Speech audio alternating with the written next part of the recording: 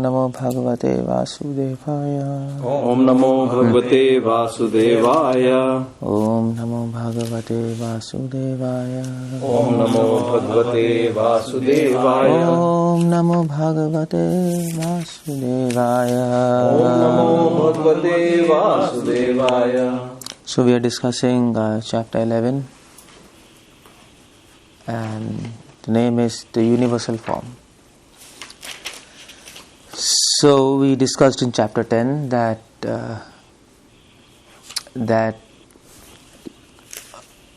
Krishna himself, out of his causeless mercy, he told Arjuna about his opulences, about himself, his nature, his activities, his function. He's revealing more and more to his devotees so that they develop love for him. After all, devotion is hearing about him and speaking about him. That's the main thing in devotion. But you can't speak about something if you have not heard him sufficiently, about him sufficiently. So now in 11th chapter, what Arjuna says, see the first verse. Arjuna said, you can repeat after me. Arjuna uvacha mad anugrahaya paramam guhyam adhyatma samagyatam yat tatvayoktam vachastena moho ayam vigato mama. Arjuna said, by my hearing the instructions you have kindly given me about these the most confidential knowledge, spiritual subjects, my illusion has now been dispelled. So, that's why I told you, at the end of 9th chapter, Gita is finished. 10th chapter, Krishna took it from his own end. It was not, Arjuna didn't ask any question. And Krishna himself wanted to tell him more. But he says, my illusion is dispelled. I've understood everything. So pretty much 9th, 10th, 11th chapter, Gita is over. But still, Krishna wants to continue 13, 14, 15, 16, 17, 18. That's the last set where Krishna will warn us about many things on this path of devotional service. Process is there, you can follow, no problem. But he also needs expert advice. So in other last chapters, Krishna is giving some expert advice from his own end. And he's telling what are the obstacles when you advance, how do you know you're advancing. Some tips people give. Okay, it's done, but there are some tips. So, okay, what is 11th chapter? 11th chapter is all about, now Arjuna asks Krishna, can you show me your opulences? You've told me, but can you show me? And Prabhupada says that yes, Arjuna is asking this for ordinary man because his illusion is dispelled. So this is the most important verse, first verse. His illusion is dispelled. And so why is asking to show universal form? Because he wants to convince an ordinary man. There has to be some evidence, no? Like people can say Krishna is just speaking. Anybody can speak. I am this, I am that. What's the big thing in that? So in this Krishna shows his universal form. Okay, this is evidence. See, you can see for yourself. And the second thing is, Arjuna is also giving a decision that the universal form, the form of Narayan, are not as sweet as the form of Krishna. This Tribhang Lalit form. Because we see, after seeing universal form, Arjuna gets frightened. And Prabhupada writes in the purport, you see here, the purport, second paragraph, first verse, 10th chapter, second paragraph. Now, see there, Prabhupada writes, as far as Arjuna is concerned, you got it? Mm-hmm. He says his illusion is over. This means that Arjuna is no longer thinks of Krishna as mere human being, as a friend of his, source of but everything. Arjuna is very enlightened and is glad that he has such great friend as Krishna. But now he is thinking that although he may accept Krishna as source of everything, others may not. See? Mm-hmm. So in order to establish Krishna's divinity for all, he is requesting Krishna in this chapter to show his universal form. So I told first point. And the second point is, actually when one sees the universal form of Krishna, one becomes frightened. Like Arjuna. But Krishna is so kind that after showing he converts himself again into his original form. Arjuna agrees to what Krishna has several times said. Krishna is speaking to him just for his benefit.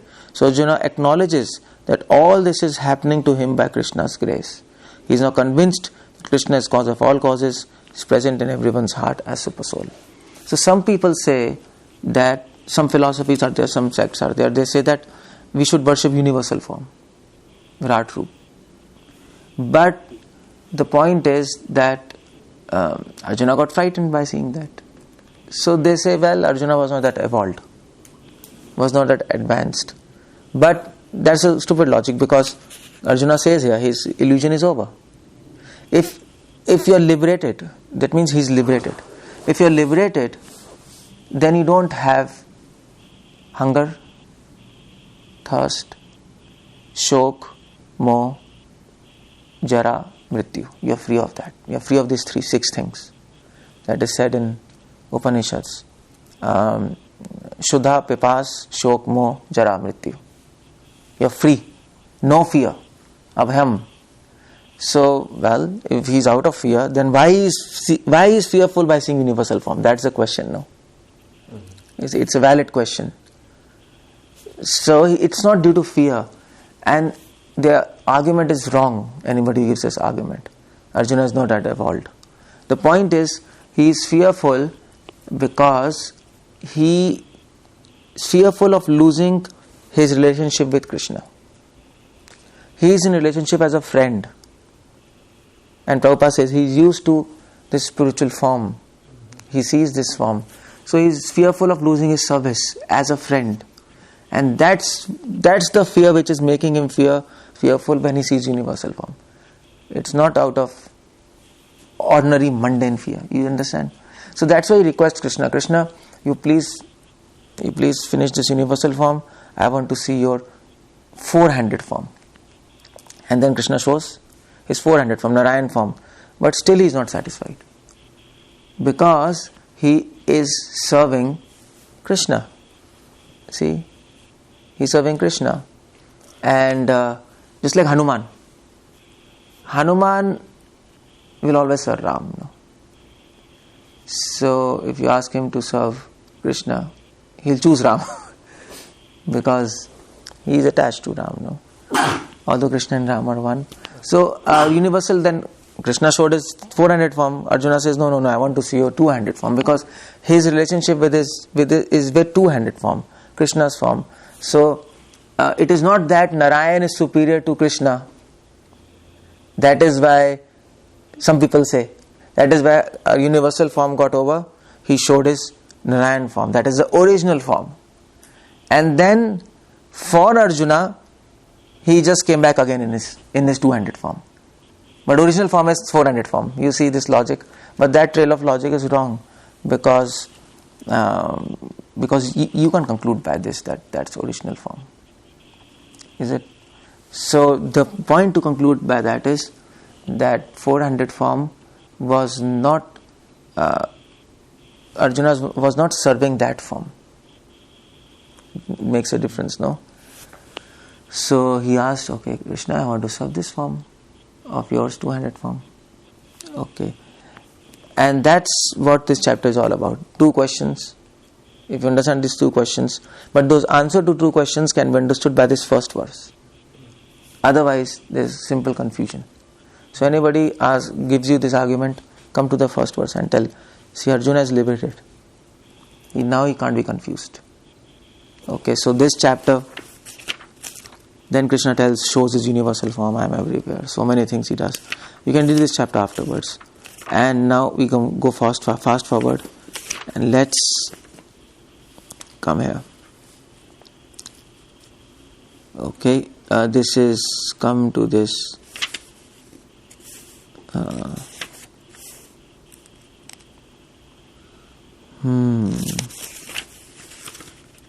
Okay, come to this form of this 48th verse.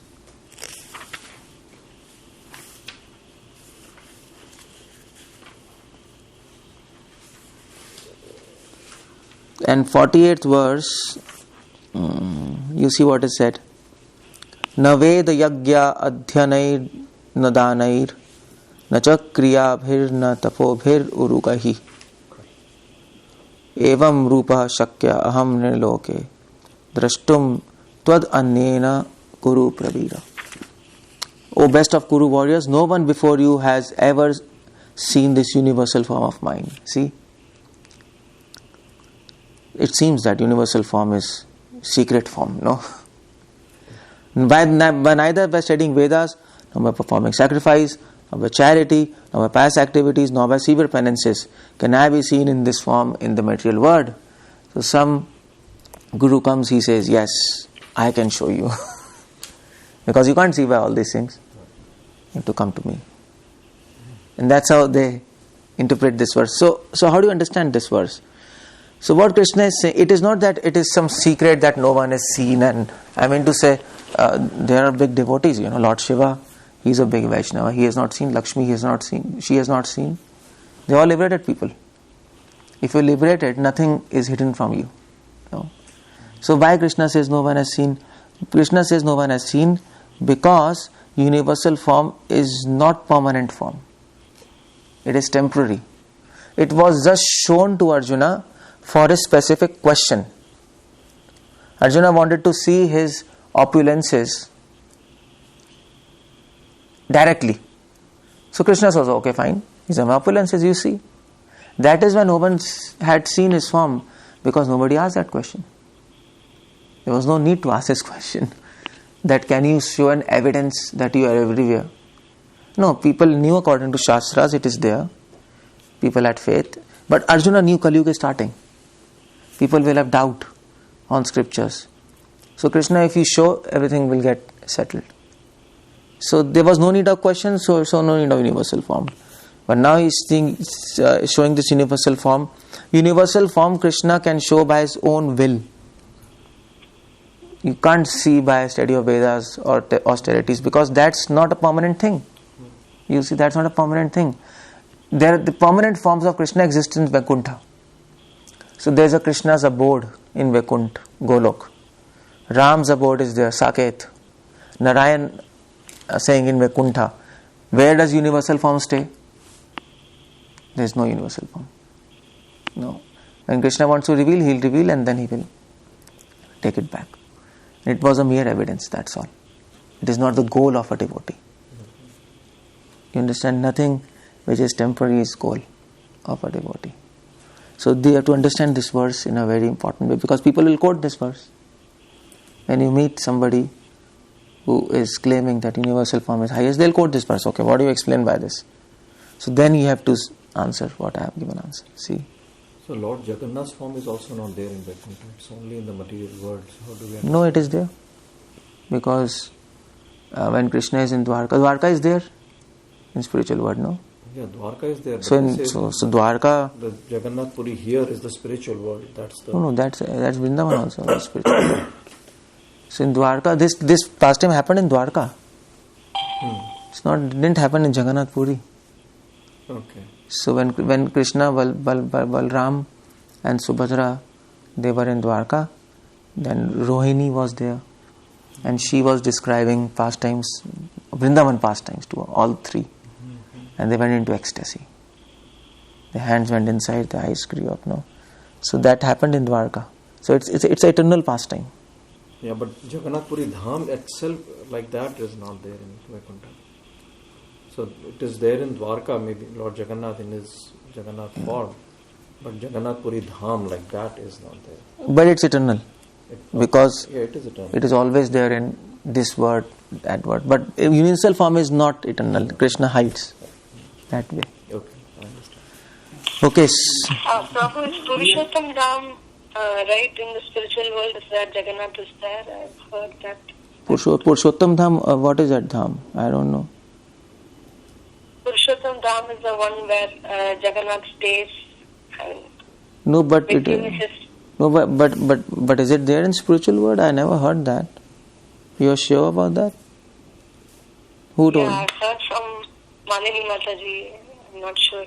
I don't know, you have to check it. I don't know, you can check this thing. The point is you can check, but I've never heard this. So it's research, you can do some research and then get back. Prabhuji, question. Here Krishna mentioned like no one has seen this form in the material world. Does that mean like Lord Shiva who are in spiritual world when Krishna has shown his... No, because this form is of material world. In spiritual world this doesn't exist. This is universal form. Okay. Krishna is saying how everything in universe is in his body. How he is pervading entire universe. So how can you show this in spiritual world? Because you need material world, no? Okay. You see? So that is why he says, no one, I can be seen in the form, nor by severe penances can I be seen in this form in the material world. So, but it has to be seen in material world because it is linked with material world. This form is linked with material world. There are some forms which do not have to do anything with material world. Narayana, he is staying in Vaikuntha. He doesn't have to do anything with material world. You see, there's a difference. Okay, so now let's go forward and let's see this verse, 51st verse. And what Arjuna says, when Arjuna thus saw Krishna in his original form, he said, O Janardhan, seeing this human-like form so very beautiful, I am now composed in mind, I am restored to my original nature. See? Why he says I am restored to my original nature? Not because he was in illusion and he got liberated. Already illusion is over. Right. He says I am restored in my original nature. It means I am now again restored as a servant of yours to this form. Because I am servant, Hanuman is servant of Ram. So I am restored. Okay, fine. Now I am not fearful that my service will be lost. Is it? Now, okay, fine. I can serve you here like that. So he is focused on service, and that's what these things are happening. He is not able to relate with other forms because he is attached to service to this form. And Krishna demands service from Arjuna in this form. He wants Arjuna to serve this form, so Arjuna wants to serve like that. Simple. It's a reciprocal relationship, no? So that's the point here to remember. And then this chapter is, you come to 53, 54. Now you see 53rd verse, what Krishna says. 11th chapter. The form you are seeing with your transcendental eyes, which form he is seeing now? No. Krishna form, 200. 200. That's over, no? Okay. It's already over. I just read this.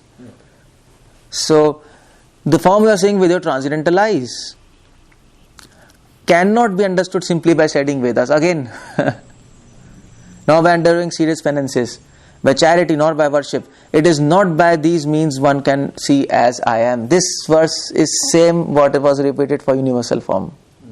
See? Nor by Vedas, nor by charity, nothing. This form. So the point is Krishna is telling, if you want to see me as I am, you cannot see me as I am just merely by studying Vedas. It is not that we don't study Vedas, but merely by studying Vedas, by scholarly outlook, you cannot. Krishna is not rejecting Vedas, but he is saying merely without devotion, if you study Vedas, nothing, you can't see.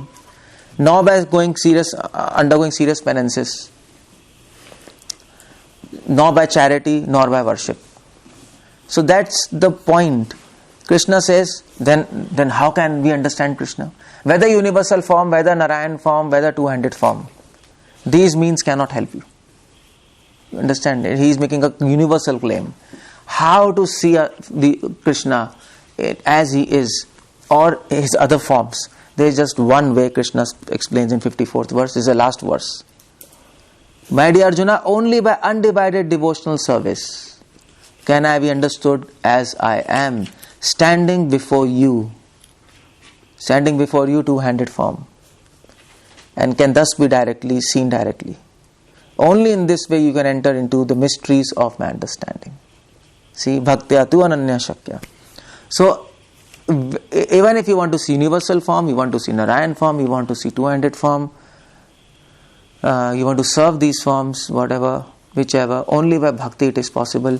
Mere scholarly study of Vedas, mere penances, mere mundane charity, mere ritualistic worship, that cannot help you understand Krishna.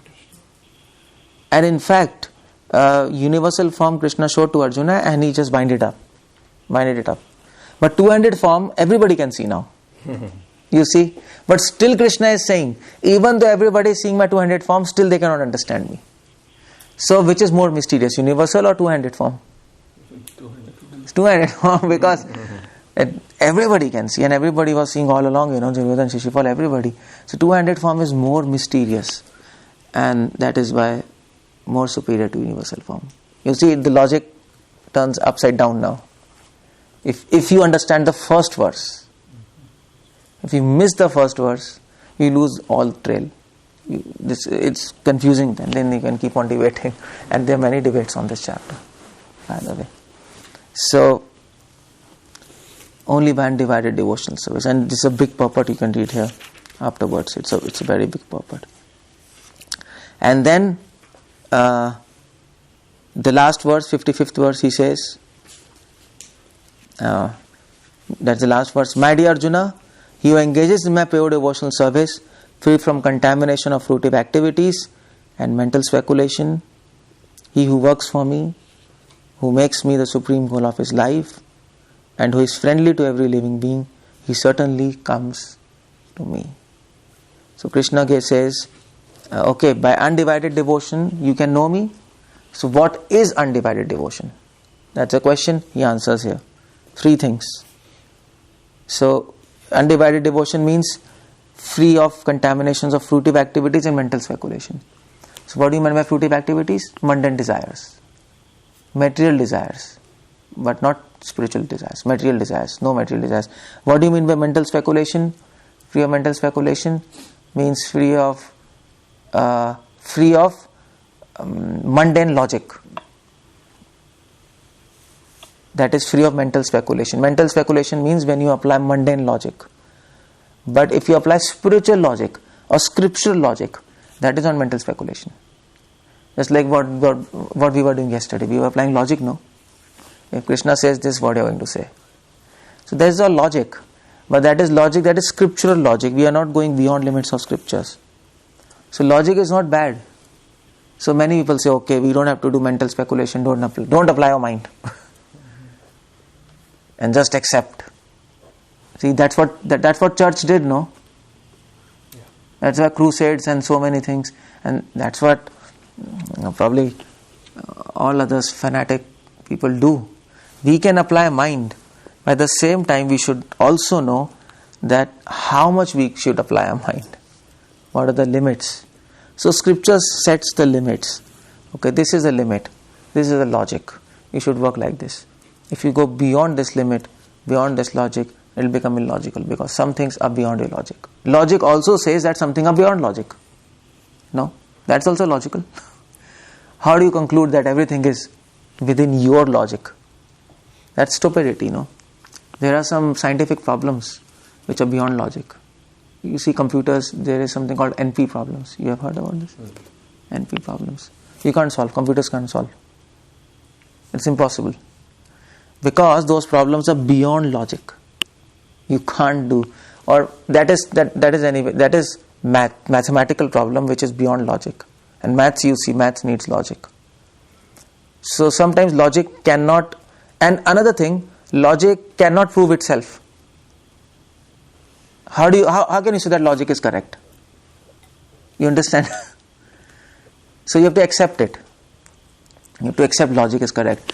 Another thing is there are some puzzles in philosophy which can't be understood by logic. For example, there was a big question by one of the philosopher. What's that statement? I am a liar. Is it true or false? You can't say. If you say if it is true, I am a liar, then what happens? You are not a liar anymore. Then you are not a liar anymore. And if you say it is false, I am a liar, then what happens? Yeah. He always speaks truth. Yeah, then he always speaks truth. Then he's lying. then there's a problem. Then he's again not he's lying. Then he's lying here. So that is a point. Some things are beyond logic. It is a statement, and we can hear it, but it's beyond logic. You can't understand this by logic. Some things has to be beyond logic. So this disease of science, you prove it. That's wrong. That's wrong. That presumes that everything is in logic, realm of logic. Love is beyond logic. What do you do? Aesthetics, ethics. What is right? What is wrong? How do you understand by logic? By logic, you cannot understand everything. What is right? What is wrong? Because sometimes by logical understanding, people make plans, but things turn sometimes totally different. Things turns very bad. He thought it is right, but it didn't turn out to be right. So some things are definitely beyond logic, and in that some things comes some aspects of God, soul, which you can't understand by logic. You can understand God and soul by direct experience. If you become pure, you can understand. But Prabhu, we have read that Chaitanya Mahaprabhu was a Pandita in logic. No, that's what I'm saying. So how do you understand that? No. And what logic was he referring to? Who? Chaitanya Mahaprabhu? No, the point I'm saying, you can understand soul and God by direct experience. Logic can go to some extent. And that is scriptural logic. Scriptural logic you apply, it can go to some extent. It can give you an idea that there is soul and God. That's what we are discussing. It can give you an idea what is nature of God. But you can't understand fully. For that you have to experience. It cannot happen. Because when the discussion between him and Keshav Kashmiri, they were basically discussing logic. That is what we read. Yeah, so that's scriptural logic, no? Just like we are discussing. Mm-hmm. Scriptural logic, Nyaya, that is called Nyaya. Mm-hmm. So that system of logic, scriptural logic, it also defines what is the limit of logic. How much it can go. And then you have to stop. Then you have to go to direct experience. Logic cannot capture in its fullest entirety. Yeah, it cannot. Entirely it cannot. Heat, like experience heat is... Yeah, like for example, like that. Or there's an example, ocean. By logic you can say, ocean is a body of water which has infinite water. You can't measure that. So you get an idea what's an ocean, no?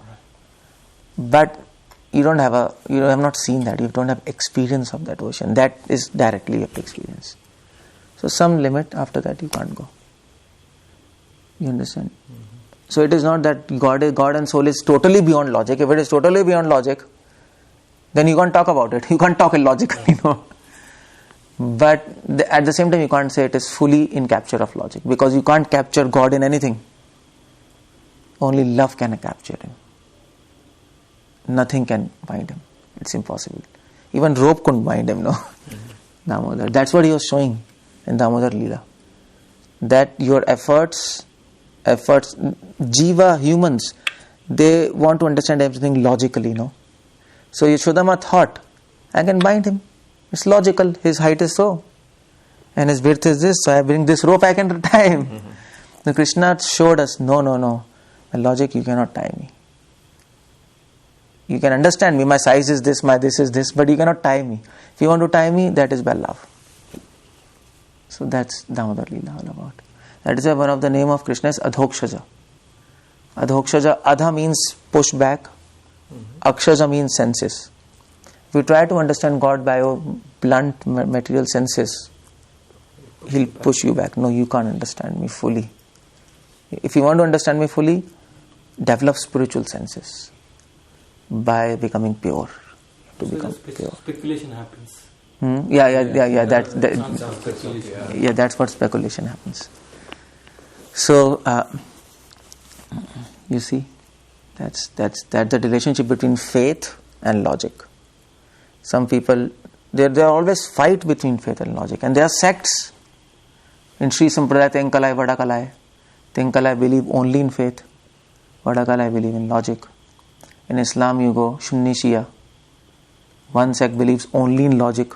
One says no, you have to have faith in your predecessors.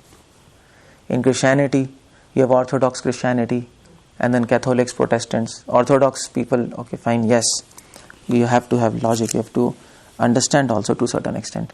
Protestant liberals, no, just faith. Believe in Christ, He'll do everything. So there's always a dichotomy. But Chaitanya Mahaprabhu came, he says, you all are fools. Vaishnavacharyas came and he told, no, it is both logic, both of you are right. So some people say you have absolute faith. Yes, have it. But you also have to apply logic to a certain extent to have that faith. Without understanding why you are doing what you are doing, you don't have faith, first of all. How your faith matures? But at the same time, you have to understand it cannot go fully. You see, so this is a dependence. And that book, Mighty Efforts, I wrote, that is just on, that whole book is on this statement.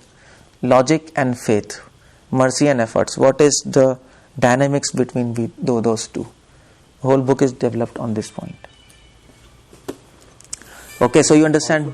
When we actually are trying only logic, then we are actually trying to control through only our. Yeah, that's the point. And that is why Krishna doesn't allow. Yeah. Because if you are trying only by logic and you can understand God, that means you have controlled God. You have captured God. That God cannot be captured. So he pushes down. Okay, no. So that's a mundane scholars. These academics people know Hindu department, mythological, Hindu mythology, and they are doing the Harvard and all these people. They are sitting there. They get confused. Sometimes scriptures are saying this, sometimes scriptures are saying this, sometimes this, because they are not pure. They are not doing some sadhana. They are not doing the process prescribed. Their heart is not pure. They cannot see anything inside. Okay, and they get confused. Okay, so that is why Mahaprabhu said both Shravan and Kirtan. Shravan will provide logic, Kirtan will provide experience. Both are required. Is it? Mm-hmm. Otherwise it becomes funny. Okay, this is 11th chapter, and now I am coming to 12th chapter. And here I'll do this chapter and then we are done. And then 13, 14, 15, 16 we'll do. Maybe on Skype, let's see. Okay, so 12th chapter is, now Arjuna asks a question here. Arjuna is a good student, no? He asks questions. Arjuna inquired, 12th chapter, first verse. Evam satate uktaye bhaktastam pariyupasate chapi aksharam avyaktam tesham ke yogavittama. Which are considered to be more perfect? Those who are always properly engaged in your devotional service, or those who worship the impersonal Brahman, the unmanifested? Age-old question. Should we worship impersonal feature, Jyoti, Akshar Brahm, whatever, or should we worship your form? Now this question is very important, although it seems simple. There are two things here you have to keep in mind. It doesn't say form, right, Prabhu? What? No, it will come in your devotional service. Devotional service means form, no? How do you serve light? Devotion means form. We have been discussing, but till now it must be clear. If you take this question at random, then you can understand. But 9, 10th, 11th, all chapters are like devotional service means form. It is clear. So, okay, fine. So the point is, so here you have to understand that there are two things in Vedas, Sagun and Nirgun. The Sagun Upasana, Nirgun Upasana. Sagun Upasana means Sagun, Gun means qualities. So Sagun means with qualities, Nirgun means without qualities. So people say, when you will hear spiritual people, maybe they say, okay, we are Nirgun Upasak. We worship impersonal. So Bhaktas will say, no, we are Sagun Upasak. We worship the form. So both are prescribed by Vedas. It's not bad. But there are two things you should remember. Because there is misinterpretation of Sagun and Nirgun. Things have become really complex. So Mayavadis, they say that Sagun form of Lord is illusion. And Nirgun is reality. That's one philosophy, Mayavad. So whatever name, form, pastimes you see of God, that's illusion. And actually, there's a light in Krishna which you have to worship. There is Nirgun in Sagun. You see that way they speak.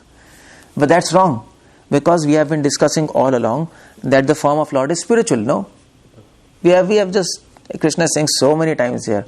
So Sagun Upasana is not, you're not worshipping illusion. That's a reality, and Nirgun Upasana is also a reality.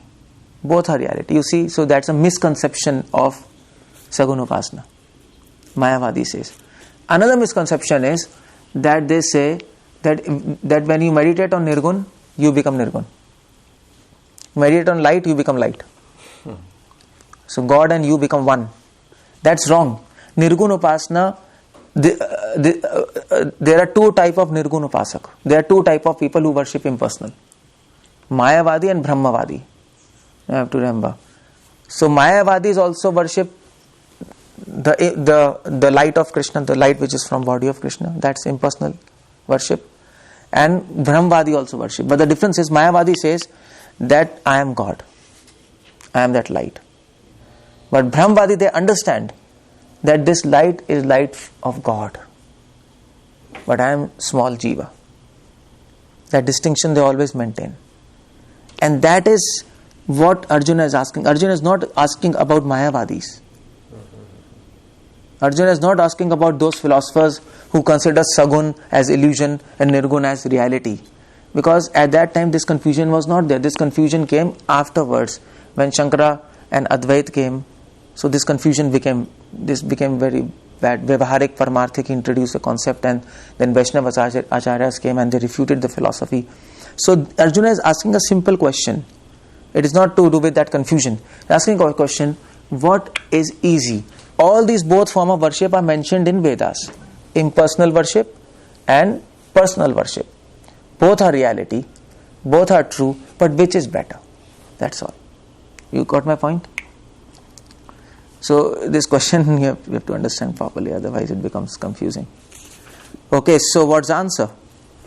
Should we worship, fix our mind on impersonal Jyoti of Lord, that is effulgence of his body or his form? Immediately Krishna says, Sri Bhagavan Uvacha, Supreme Personality of Godhead said, those who fix their mind on my personal form and are always engaged in worshipping me with great and transcendental faith are considered by me to be the most perfect. Maya Avaishya Manoyamam Nityukta Upasate. Who is always fixing their mind on me. Me means, who is me? Krishna, two-handed form. He's standing. Yeah. So he settles. So worship of personal form is always better. Always more superior. Why? Because in third and fourth text he says, but those who fully worship the unmanifested, that which lies beyond perception of senses, third and fourth verse. The all-pervading, inconceivable, unchanging, fixed, immovable, impersonal conception of absolute truth, by controlling the various senses, being equally disposed, so everyone, such persons engaged in welfare of all, at last achieve me. And fifth verse is, for those whose minds are attached to unmanifest, impersonal feature supreme, advancement is very troublesome. See, he clears this fact. To make progress in that discipline is always difficult for those who are embodied. So, Brahmavadis, we are talking about Brahmavadis, who are worshipping impersonal feature. For example, Brahma's four sons, Sanat, Sanatan, Sanat, Sant Kumar, they were initially Brahmavadis. Sukdev Goswami, he was also Brahmavadi. They were all worshipping the effulgence of the Lord, body effulgence from the body of Lord. And but it is very difficult, because to worship impersonal feature, you need to have perfect sense control. You have to stop hearing, seeing, all senses must be shut down. You have to go in samadhi. You can't experience impersonal feature just like this. It's impossible. So it's very difficult in this age for all of us. And it's not even desired, because in impersonal form there is no qualities, pastimes, no rasa, no. So it's difficult. So these people were like that. But so Brahmavadis, what happens to them? Like Kumaras, Brahma's fourth son, they were meditating on that impersonal form. So what happened? Once they went to Vaikuntha, Bhagavatam it comes, and they smelled tulsi from the lotus feet of Narayana. and they were so enchanted by Narayana, they went and they left their impersonal form and then told, no, we want to worship a personal form. It is so sweet. There's love, no? There's no love in impersonal form. There's just knowledge. So Jnanis, they aim for impersonal form. Knowledge. No, that's just knowledge. Satchit. But in personal form, there is Ananda also. There is talks, pastimes, interactions. You see, there's a difference. So Sagun Upasana is always better, always superior than Nirgun Upasana. But keep in mind, when you make the statement, Sagun Upasana is superior to Nirgun Upasana, we are not saying from the perspective of Mayavadis. We are not saying Sagun Upasana is easy than Nirgun Upasana. If you make the statement, no, and if you go to Mayavadis, they'll say, we also say the same thing. Yeah, Sagun Upasana is better than, is easy than Nirgun Upasana. So you all fools, you have to worship Sagun because you can't see Nirgun. When you become mature, then you will understand, come to that Nirgun. You see, that's what their logic is. We are not making the statement in the same sense what they are making. Yeah. Sagun Upasana is easy than Nirgun Upasana. Because if you say, I heard the class, and now you say, see, I said that's what we say. But their whole understanding is, they say Sagun Upasana is easier than Nirgun Upasana because they think Sagun Upasana is illusion. And it is designed for us to go to Nirgun. Because we cannot see Nirgun. So fools like us, ordinary man, doesn't have sense control, who can't see anything, can't go in Samadhi, okay, start with some form. Anyway, these are illusion. After some time you realize, within this form there is Nirgun, this form will vanish, and you get Nirgun. And then you will realize, Brahma for them is God, I am God. And it all becomes messed up. So entire Gita Krishna is arguing for that. No. So when we are making Sagun Upasana is easy than Nirgun Upasana, this context, what we mean, we don't mean what they mean. We mean that Sagun Upasana is easy than Nirgun Upasana because in Nirgun Upasana there are no qualities, no name, no love. Love is always easier than understanding something. It's always, it makes things easy, no love. Through knowledge, try to understand, that will be then logic will come up. Through knowledge, when you are trying to understand. Yeah, that's logic, no? So you cannot fully anyway. Yeah, you cannot any fully, yeah. That's the point. You cannot anyway fully understand. Okay, you understand. So there is a difference. So if you understand this concept, what I explained, then you will understand this chapter. Otherwise, it's full confusion. Mayavadi, Brahmavadi, and then Sagun, Nirgun. They're big. If you read Upanishads, if you read Vedanta Sutra, it's difficult to understand. Without Gita, it's difficult to understand. That is why if you don't read Gita, then there'll confusion. Nirgun, Sagun, Brahmavadi, Mayavadi, what's happening, So many people are confused by reading Upanishads. That is why it is said Gita is Nirnaya Shastra. It is giving decision, no? It is giving decision. Without Gita, study of any Upanishad and Vedas will not make any meaning to us. Rather you get confused. See. So, okay, 12th chapter, that is why it's important. And then... I mean, if they impersonal, if they talk like that, we can show Bhagavad Gita, Krishna mentioned like this. Yeah, so, no, but then they have a different understanding for this, no? They say, yeah, we also said Sagun is easier than Nirgun, but understanding is this. But no, here Krishna says, worship me in personal form. Yeah, that's true. But they don't accept Krishna's authority. Okay. For them, form of God is illusion. Krishna is illusion. Krishna is saying, okay, but anyway, Krishna is illusion. Reality is that impersonal. You see, there's a difference. Their whole understanding is different. It's funny understanding. The base is different. Huh? The base. No, their understanding is totally wrong. That is why all Ramanuja, Madhva, Nimbag, they came. It is totally illogical. We even don't want to discuss this. You become God. That is absolutely illogical. You can't become God. That's why I told Madhva says 2 fingers. No. What is this? Perhaps experiences also, because everyone has a different kind of experience, or maybe lack of experience. For example, a mother, she is pregnant, Us guys, we can describe what is pregnancy. We cannot experience. She experiences the pain and birth and everything. So she has more clarity about pregnancy than we.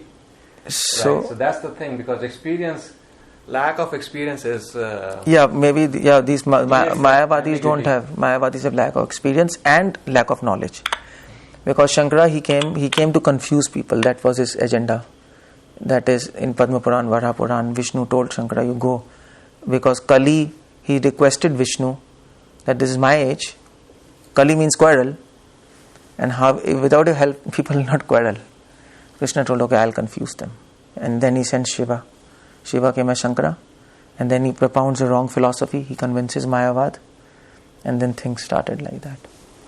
So that's Raman Maharishi, he had experience.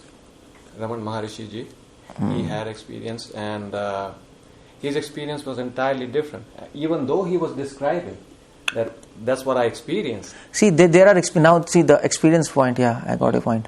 This experience of impersonal, not in this sense. Not in this sense. That is all Vaishnavacharya says that is given by illusion. That's not full experience. Krishna blocks that full experience because there's no love there. There's no process of devotional service according to schools, proper Vedic schools. So they get half, partial type, like you are saying, right. That experience. So Krishna says, so fine. Krishna says, why do you want to go in partial? And then it takes many births to come to absolute platform.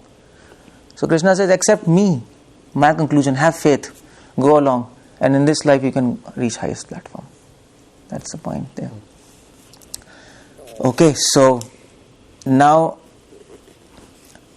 so 6th, 7th verse, see, Krishna says, okay, fine, you do come to me, but those who worship me, giving up all the activities unto me, being devoted to me without deviation, engaged in devotional service, always meditating upon me, having fixed their mind upon me, O son of Pratha, for them I am swift deliverer from the ocean of birth. And that's simple. How many times Krishna repeats me. Have faith, come to me directly. I will take you to the highest platform. That's what his devotion all about, no? Okay, so this is now 8th, 9th, 10th, 11th, 12th chapter. Krishna tells what is devotion and he gives some options. So he says, 8th verses, just fix your mind upon me, Supreme Personality of Godhead, engage all your intelligence in me, so she will live in me always without the doubt. Okay, so but the point is, it's difficult to fix mind on Krishna 24 hours. So what to do? He gives solution for that. My dear Arjuna, if you cannot fix your mind upon me without deviation, then follow regulated principles of Bhakti Yoga. In this way, develop a desire to. If you cannot do this, do this. And you will come to the platform of fixing your mind, no? So you should not understand by these verses, if you cannot do this, do this. That's not a option he's giving. He's giving a step to come to a higher platform. These are not options. These are steps to come to the highest platform of fixing your mind always in Krishna.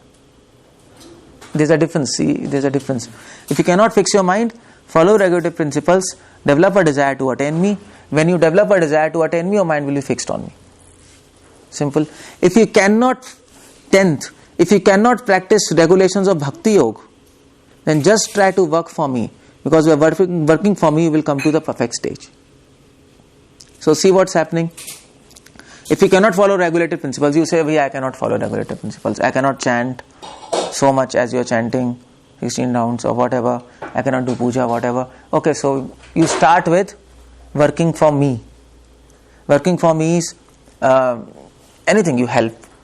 Your preaching activities, prasadam, anything you serve something you do. And that will help you to gain association of devotees.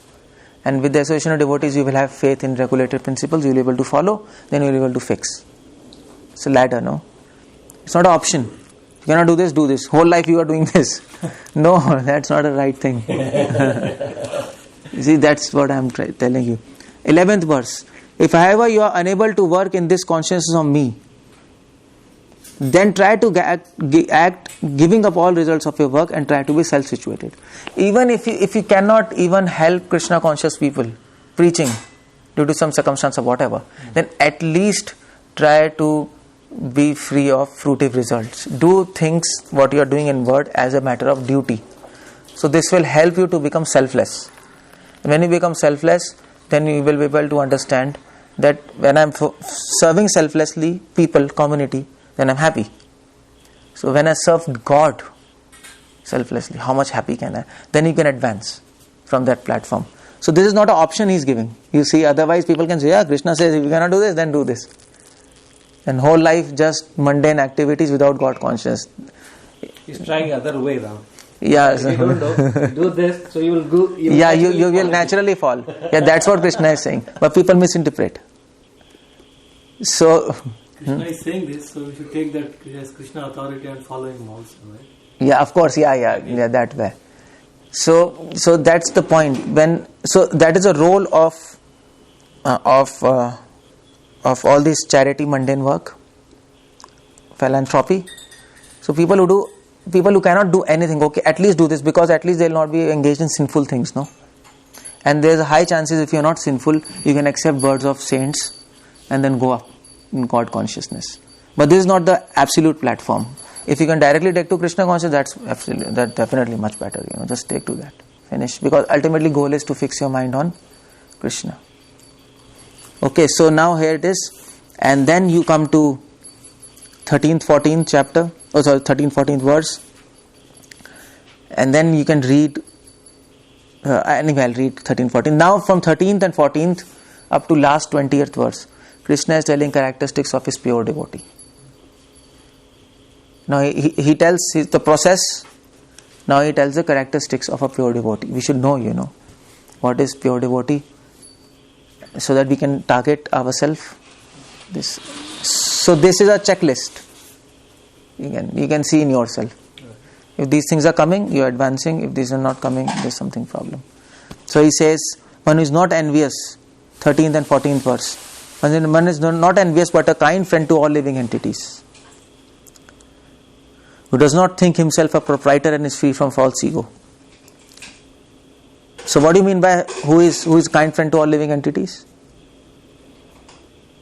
Now he is saying so many things, but you have to read the purport and understand. What do you mean by kind friend to all living entities? Ahimsa, prem. He sees No, but it has to be. part and parcel of Yeah, kind friend to all living entities means preaching. You are helping them to understand God. That's a true friend, no? Friend helps people. And by this point of time in Gita, we understand real help is to give them God consciousness. Real help is to make the lost child meet his father. Then he will always be happy. So that's the kind friend to all living entities. He preaches. So that I am giving an example because if you read all these things, you may think, yeah, I am like this. But you have to understand what context Krishna is saying all these things. Okay, who does not think himself proprietor and is free from false ego? What do you mean by this? I'm not the doer of the activities. I'm not the owner of things, it's Krishna's. Okay, yeah, so the point is, this means a devotee thinks this is not mine, this is Krishna's, so engages everything into Krishna's service. Okay, this is Krishna's, but I am enjoying. That doesn't make any sense. To give to Krishna, who is equal in both happiness and distress. A servant, he does his service, and he is not disturbed by happiness and distress. He keeps on doing his service. He is not disturbed. Who is tolerant. Any difficulties he tolerates in service. Who is always satisfied. What do you mean by this, always satisfied? Free of material desires? Yes, free of material desires, free of material sense gratificatory desires. He will not be attracted towards this material world. Lust, anger, greed doesn't attract him. No charm. Finished. It's done. Because you're satisfied.